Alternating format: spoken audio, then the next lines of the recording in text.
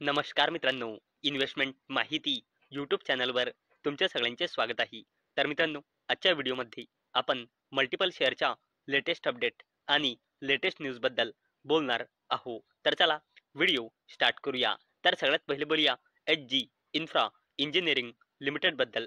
तर मित्रांनो, H G infra engineering secure ₹274.11 कोटी contract for infrastructure works at DLF downtown phase 2 Gurugram. तर चला अपडेटला डिटेलमध्ये समजून घेऊया.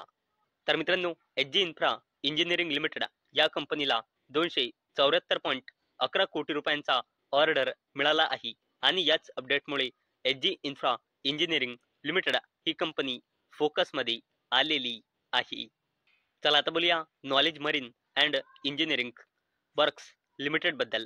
तर मित्रांनो, knowledge marine secures second green tug order worth ₹384.33 कोटी फ्रॉम विशाखापट्टणम पोर्ट ऑथॉरिटी. तर चला या अपडेटला डिटेलमध्ये समजून घेऊया. तर मित्रांनो, knowledge marine and engineering works limited या कंपनीला ग्रीन ठगसाठी 384.33 कोटी रुपयांचा ऑर्डर मिळाला आहे विशाखापट्टणम पोर्ट ऑथॉरिटी कडून. आणि मित्रांनो, याच अपडेटमुळे knowledge marine and engineering works limited ही कंपनी फोकसमध्ये आलेली आहे. चला आता बोलूया LTI माइंट्री लिमिटेडबद्दल. तर मित्रांनो, LTI माइंट्री share jump as company expand strategic partnership with Microsoft. तर चला या अपडेटला डिटेलमध्ये समजून घेऊया. तर मित्रांनो, LTI माइंट्री लिमिटेडने मायक्रोसॉफ्ट सोबत आपला पार्टनरशिप एक्सपांड केला आहे. आणि मित्रांनो, या पार्टनरशिपचा उद्देश आहे मायक्रोसॉफ्ट ॲझोर ॲडॉप्शनला बूस्ट करणे आणि लार्ज एंटरप्राइजेस यांना हेल्प करणे AI ड्रिव्हन बिझनेस ट्रान्सफॉर्मेशनसाठी. आणि मित्रांनो, याच अपडेटमुळे LTI माइंट्री लिमिटेड ही कंपनी फोकसमध्ये आलेली आहे. चला आता बोलूया KPI ग्रीन एनर्जी लिमिटेडबद्दल. तर मित्रांनो, KPI green energy Inox solar sign MOU to jointly develop 2.5 gigawatt solar projects across multiple states. तर चला या अपडेटला डिटेलमध्ये समजून घेऊया. तर मित्रांनो, KPI ग्रीन एनर्जी लिमिटेड या कंपनीने आयनॉक्स सोलार लिमिटेड सोबत MOU म्हणजे मेमोरेंडम ऑफ अंडरस्टँडिंग म्हणजे एका प्रकारचा ॲग्रीमेंट साईन केला आहे. कशासाठी? इंडियामध्ये मल्टिपल स्टेट्समध्ये सोलर आणि हायब्रिड रिन्युएबल एनर्जी प्रोजेक्ट्स ज्याची कॅपॅसिटी आहे 2.5 गिगावॅटचा त्याला जॉईंटली डेव्हलप करण्यासाठी. आणि मित्रांनो, याच अपडेटमुळे KPI ग्रीन एनर्जी लिमिटेड ही कंपनी फोकसमध्ये आलेली आहे. चला आता बोलूया NTPC लिमिटेडच्या सबसिडरी कंपनी आणि शेअर मार्केटमध्ये लिस्ट असलेल्या कंपनी NTPC ग्रीन एनर्जी लिमिटेडबद्दल. तर मित्रांनो, NTPC green energy begins commercial operations of 75.5 megawatt at Khavda 1 solar project. तर चला या अपडेटला डिटेलमध्ये समजून घेऊया. तर मित्रांनो, NTPC ग्रीन एनर्जी लिमिटेडने घोषणा केली की या कंपनीने गुजरातमधल्या 1255 मेगावॅटच्या खावडा 1 सोलार PV प्रोजेक्टचा 75.5 मेगावॅट कॅपॅसिटीचा कमर्शियल ऑपरेशन सुरू केले आहे ऑफिशियली. आणि मित्रांनो, यानंतर NTPC ग्रीन एनर्जी लिमिटेडची कमर्शियल ऑपरेटिंग कॅपॅसिटी आता पोहोचली आहे 7563.575 मेगावॅटपर्यंत. आणि याच अपडेटमुळे NTPC ग्रीन एनर्जी लिमिटेड ही कंपनी फोकसमध्ये आलेली आहे. चला आता बोलूया केन्स टेक्नॉलॉजी इंडिया लिमिटेडबद्दल. तर मित्रांनो, Kaynes technology targets $1 billion revenue by early financial year 2028. तर चला या अपडेटला डिटेलमध्ये समजून घेऊया. तर मित्रांनो, केन्स टेक्नॉलॉजी इंडिया लिमिटेडचे CFO जयराम सामंत यांनी सांगितले की केन्स टेक्नॉलॉजी इंडिया लिमिटेडचा टार्गेट आहे अर्ली फायनान्शियल इयर 2027-28 मध्ये $1 बिलियन रेव्हेन्यू पर्यंत पोहोचणे या कंपनीचा टार्गेट आहे. तसेच मित्रांनो, ओसॅट रेव्हेन्यू फायनान्शियल इयर 2026-27 मधून 1000 कोटी रुपयांचा जनरेट करणे आहे आणि याकरिता कंपनीने पहिले 2027-28 साठी गायडन्स दिला होता 1500 कोटी रुपयांचा.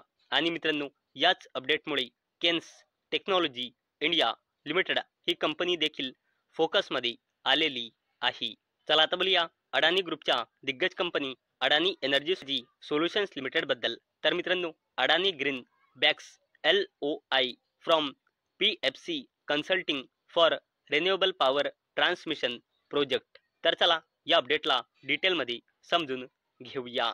मित्रांनो, अडानी ग्रुपच्या दिग्गज कंपनी Adani energy solutions लिमिटेडने under phase 5 गुजरातच्या खावडामध्ये पोटेन्शियल रिन्युएबल एनर्जी झोन पासून पॉवरच्या इव्हॅक्युएशनसाठी ट्रान्समिशन सिस्टीम्सच्या एस्टॅब्लिशमेंटसाठी PFC कन्सल्टिंग कडून LOI म्हणजे लेटर ऑफ इंटेंट रिसीव्ह केला आहे. आणि मित्रांनो, याच अपडेटमुळे अडानी एनर्जी सोल्युशन्स लिमिटेड ही कंपनी फोकसमध्ये आलेली आहे. आता बोलूया डिक्सॉन टेक्नॉलॉजीज इंडिया लिमिटेड बद्दल. तर मित्रांनो, Dixon tech confident of achieving ₹7,000 to 8,000 कोटी export revenue target in financial year 2026 group CFO. तर चला अपडेटला डिटेलमध्ये समजून घेऊया.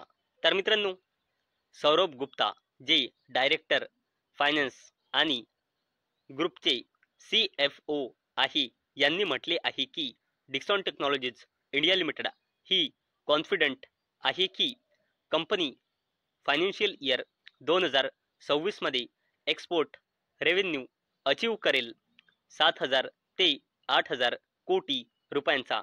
आणि मित्रांनो, या कंपनीने फायनान्शियल इयर 25 मध्ये एक्सपोर्ट रेव्हेन्यू केला होता 1,600 ते 1,700 कोटी रुपयांपर्यंतचा. आणि मित्रांनो, इथे जवळपास 4.5 ते 5 पटची ग्रोथ दिसत आहे याच्या एक्सपोर्ट रेव्हेन्यूमध्ये. आणि मित्रांनो, Dixon technologies India limited financial year 2026 मध्ये एक्सपोर्ट रेव्हेन्यू किती अचीव्ह करेल हे तर आपल्याला फायनान्शियल इयर 2026 एंड झाल्यानंतरच माहीत पडेल. आणि मित्रांनो, याच जबरदस्त अपडेटमुळे डिक्सॉन टेक्नॉलॉजीज इंडिया लिमिटेड ही कंपनी देखील फोकसमध्ये आलेली होती. चला आता बोलूया डिफेन्स कंपनी HAL म्हणजे हिंदुस्तान एरोनॉटिक्स लिमिटेड बद्दल. तर मित्रांनो, Hindustan aeronautics to begin delivery of 8 Tejas MK-1A jets in next 24 to 36 month. तर मित्रांनो, रिपोर्टच्या थ्रू अशी अपडेट येत आहे की हिंदुस्तान एरोनॉटिक्स लिमिटेड ही कंपनी येणाऱ्या नेक्स्ट 24 ते 36 महिन्यामध्ये म्हणजे येणाऱ्या 2 ते 3 वर्षामध्ये 8 तेजस MK-1A जेट्सचे डिलिव्हरी सुरू करणार आहे. आणि मित्रांनो, याच अपडेटमुळे डिफेन्स कंपनी हिंदुस्तान एरोनॉटिक्स लिमिटेड ही कंपनी फोकसमध्ये आलेली आहे.